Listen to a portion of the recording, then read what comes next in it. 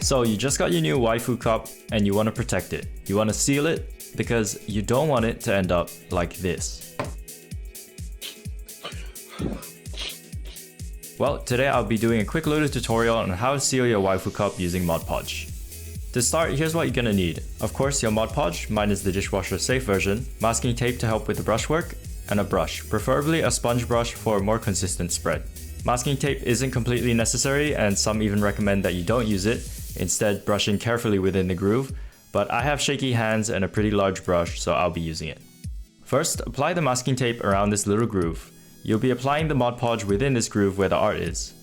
Once you've masked it, you can start applying your first layer of Mod Podge. Before using it, make sure you give it a good roll to mix the solution up. Dip the brush into the Mod Podge, or in my case on the lid because my brush couldn't fit in, and scrape off any excess. Then, simply brush in vertical strokes until the whole groove is coated. Leave it for an hour to 2 and apply another coat. Make sure that between coats you're washing your brush with soap and water so that the Mod Podge doesn't dry up your brush. In total, you'll have about 3 to 4 coats, and to be safe I did 4. But if you want to do more, that's fine. More is always better. Once you've applied all the coats, leave the seal to cure for 28 days. This is the instruction on the bottom of the Mod Podge, and I do recommend you follow it. Now for some quick tips and advice.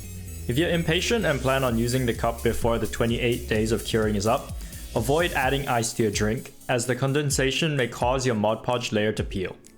After my own experience, I do recommend avoiding the use of masking tape. As you can see here, I had to do an extra layer of Mod Podge since some of the edges peeled off with the masking tape. But this can probably be easily avoided if you take the masking tape off as soon as you apply your last layer, where in contrast I did wait for the Mod Podge to dry before I took off the masking tape. Lastly, the streaking of the Mod Podge layer is almost unavoidable, so I've done some research on whether or not it can be smoothed out with sandpaper, and honestly, that's an experiment I'm too scared to try. Alternatively, I have seen users on the subreddit use transparent vinyl that is cut to fit the art, and I've heard great things about it. It might be a little bit harder to do since you may need a cry cutter for the vinyl, but if it is something that you can do, I highly recommend it over Mod Podge. And that's about it for this quick tutorial. I hope it helped, and happy drinking!